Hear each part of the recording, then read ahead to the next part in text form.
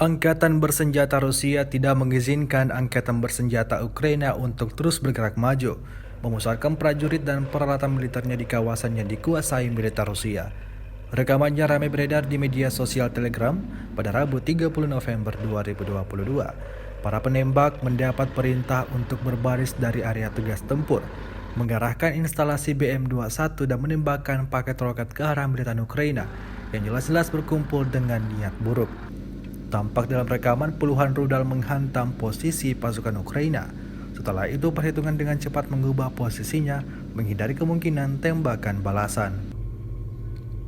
Rusia melaporkan secara total 333 pesawat Ukraina, 177 helikopter, 2.581 kendaraan udara tak berawak, 391 sistem rudal anti pesawat dieliminir sejak awal operasi khusus. Dari kubu Kiev, Kementerian Pertahanan Ukraina melaporkan 480 tentara Rusia dieliminir dalam 24 jam terakhir.